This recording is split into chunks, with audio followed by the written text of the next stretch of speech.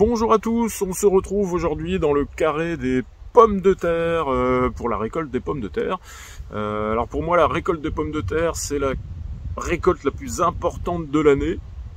J'ai presque un tiers du potager qui est occupé par cette culture, donc du coup voilà, quand il faut les ramasser, voilà, ça fait partie de des moments clés du potager. Ça représente un petit peu de travail. Du coup, on va revenir ensemble rapidement sur un petit récapitulatif sur la culture et en particulier sur le milieu qui a touché la culture. Et puis on va voir la récolte proprement dite. Voilà. C'est parti!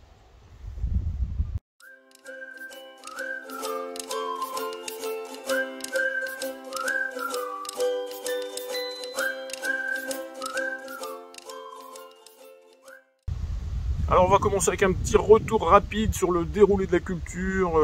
La culture des pommes de terre, moi je la mets en place. J'ai dû mettre un premier rang vers le 10 avril. Je commence toujours comme ça. Voilà, c'est le rang que je souhaite faire en patate primeur. J'essaie de le mettre suffisamment tôt, mais pas trop tard non plus pour que voilà, on risque pas de se faire rattrapé par les gelées qui grilleraient. Donc voilà, moi je procède comme ça. Le premier rang début avril ou dans la première quinzaine d'avril. Et ensuite la mise en place à passer la mi-avril autour du 20. Moi cette année c'était vers le 20 avril. Mise en place du reste de la culture. J'ai mis en place 140 plants. Alors je mets en place de la charlotte. La charlotte, je la mets en primeur. C'est pas une vraie primeur, c'est une demi-primeur, on va dire, mais je la mets en rang primeur, mon premier rang que je mets début avril. Et je mets j'avais deux rangs derrière en conservation. Je mets aussi de la désirée et qu'elle a une pomme de terre plus pour de la conservation. Voilà, ça c'est plus pour de la purée, l'autre c'est plus pour de la salade. Et je mets une troisième variété, c'est de la Dolren. Alors la Dolren c'est presque une charlotte améliorée. Elle est moins sensible au milieu. La charlotte a l'inconvénient d'être assez sensible au milieu et maladies cryptogamiques. Donc voilà, la Dolren. Alors cette année la Dolren je l'avais mise surtout pour faire de la semence parce que j'en avais presque plus. J'en ai récupéré pas mal, donc je vais pouvoir récupérer une partie en semence et puis une partie à consommer. Alors la croissance des plants s'est super bien passée jusqu'à fin juin, début juillet, où là, comme un peu partout en France, on a le milieu et compagnie qui se sont invités dans nos potagers. Et moi, ma culture de pommes de terre n'a pas été épargnée. Je vous avais montré ça dans des vidéos. Au final, j'étais quasiment à la fin de la culture, donc les feuilles commençaient à jaunir, donc c'était pas dramatique. J'ai pas traité, ça servait plus à rien de traiter, arrivé à ce moment-là. Je me suis simplement contenté de couper les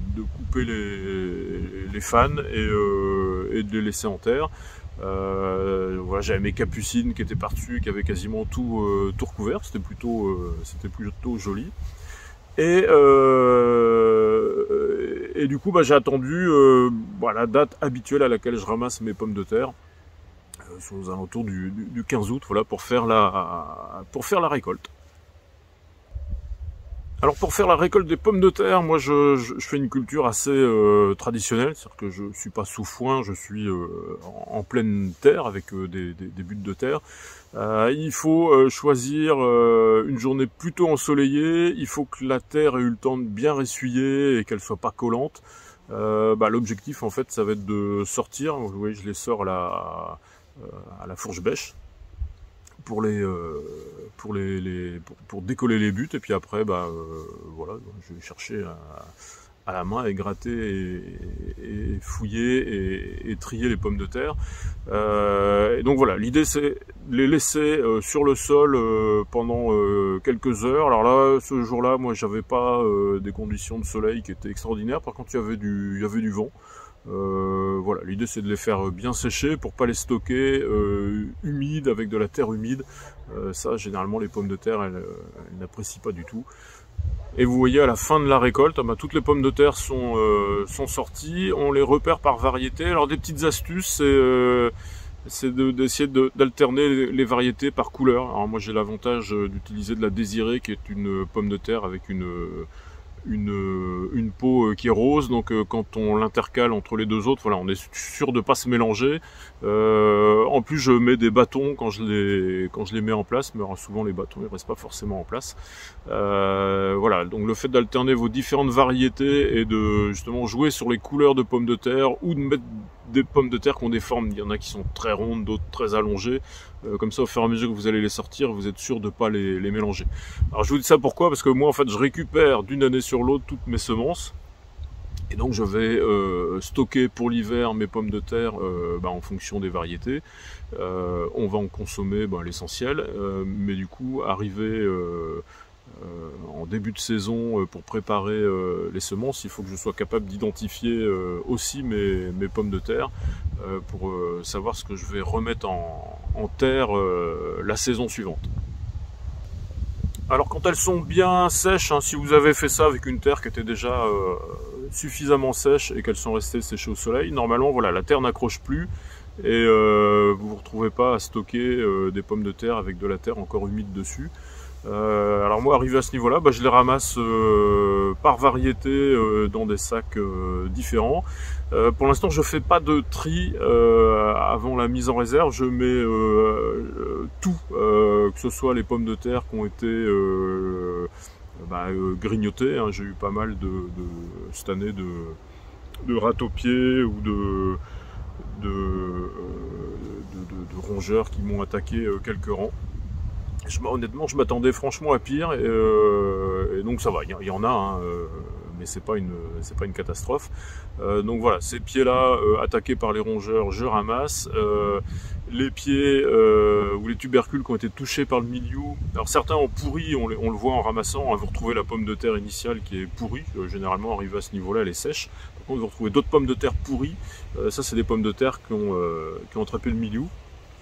Le fait de les avoir laissés en terre un mois et demi de plus, bien qu'il n'y ait plus les fans au-dessus, ça a permis aussi aux plants aux pieds qui étaient atteints par le milieu voilà, les tubercules qui étaient malades, elles ont pourri en pleine terre. Ceci dit, il en reste quand même quelques-unes qui sont un petit peu abîmées, mais voilà, pour l'instant je ramasse tout ça. Je ramasse aussi les plants qui ont pris un peu le soleil, qui sont un petit peu verts, quels que soient les calibres, voilà, je mets tout ça dans le même sac, et je ferai dans un deuxième temps un tri, alors sans tarder, parce qu'il ne faut pas les stocker avec des maladies ou des pommes de terre abîmées, sinon vous risquez de perdre toute votre récolte. Il suffit qu'il y ait une pomme de terre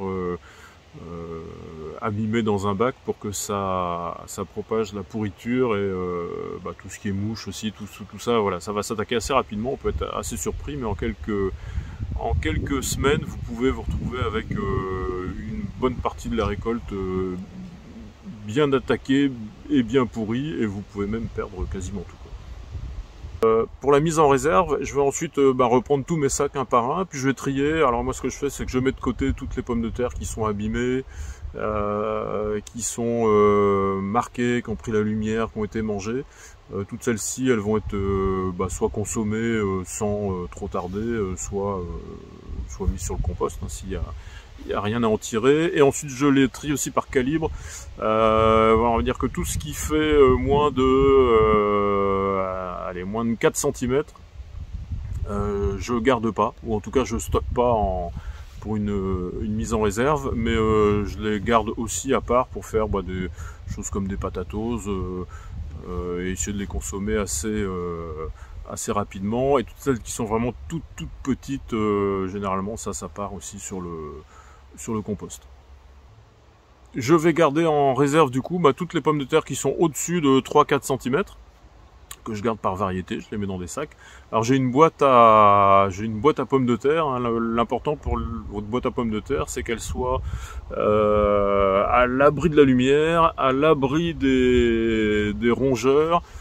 Stocké, moi je stocke ça à température ambiante extérieure, hein, dans une des granges. La pomme de terre craint pas trop le froid. Ici on n'a pas des gros froids. Mais voilà, évitez de la stocker dans une pièce non chauffée de la maison parce que ça va vraiment être trop chaud. Mais voilà, une pièce extérieure à température extérieure ambiante, là c'est parfait. À l'abri de la lumière, quand même ventilé. Et puis il faut surveiller de temps en temps. Généralement quand on va les chercher, ça permet de se rendre compte de l'état de conservation. Mais en pratiquant comme ça, moi, je garde les pommes de terre. Alors ça dépend, généralement on les finit avant, mais ouais, jusqu'au mois de mars, février-mars, on a encore des pommes de terre qui ne germent quasiment pas. Hein, je mets rien dessus, hein, donc, mais voilà, en pratiquant de la sorte. On n'a pas de grosse germination, ça dépend après des températures. Voilà, si on a des hivers plutôt doux, ça va germer plus tôt. Mais bon, la plupart du temps, voilà, ça germe quasiment pas avant février-mars.